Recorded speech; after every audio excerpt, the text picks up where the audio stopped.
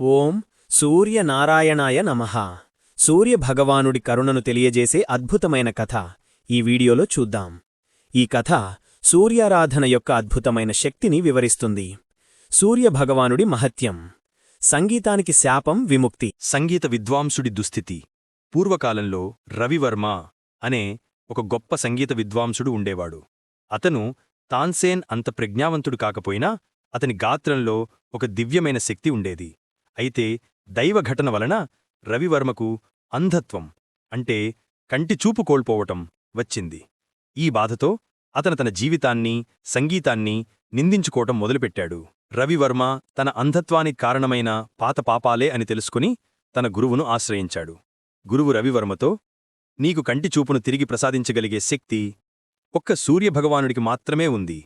అంధకారాన్ని తొలగించే శక్తి ఆ దివ్యకాంతికి మాత్రమే ఉంది అని చెప్పి ఆయనకు ఆదిత్య హృదయం స్తోత్రాన్ని ఉపదేశించాడు. సూర్యుడికి ఆరాధన.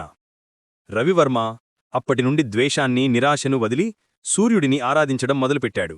అతను ప్రతి ఉదయం తూర్పు దిగ్గుగా కూర్చుని సూర్యభగవానుణ్ణి ధ్యానిస్తూ ఆదిత్య హృదయం స్తోత్రాన్ని సంగీత రూపంలో గానం చేసేవాడు. అతని గానం అంతటా వ్యాపించి విన్నవారి మనసును కదిలించేది. కాని రవివర్మ మాత్రం తన కంటిచూపు మాత్రమే కోరుకోలేదు.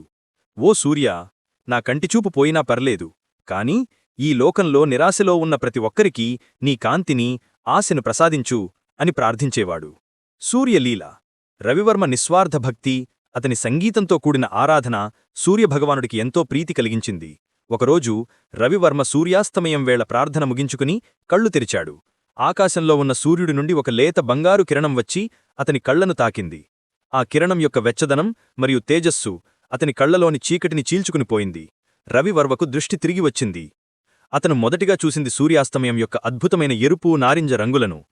ఆ దృశ్యాన్ని చూసి కన్నీళ్లు పెట్టుకుని సూర్యభగవానునికి నమస్కరించాడు. అప్పుడు సూర్యభగవానుని స్వరం ఆకాశం నుండి వినిపించింది. ఓ రవివర్మా, నీవు కేవలం నీకోసం కాక లోకమంతటి కోసం ఆశను కోరుకున్నావు. అంధకారమనేది కళ్లలో కాదు, మనసులో ఉంటుంది. నీ సంగీతం, నీ భక్తి నా హృదయాన్ని కదిలించాయి. నీవు కేవలం నీ దృష్టిని మాత్రమే కాదు, నీ గాత్రంలోని దివ్యశక్తిని కూడా తిరిగి పొందావు. నీ సంగీతం నిత్యం లోకానికి ఆశను, ఆరోగ్యాన్ని ప్రసాదించుగాక. సందేశం.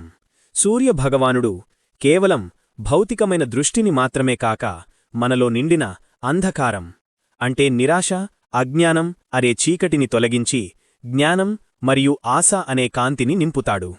నిస్వార్థమైన భక్తికి, కళకు ఆయన ఎప్పుడూ అత్యధిక ప్రాధాన్యత ఇస్తారు. లోకా సమస్త సుఖినో భవంతు. Thank you for watching video.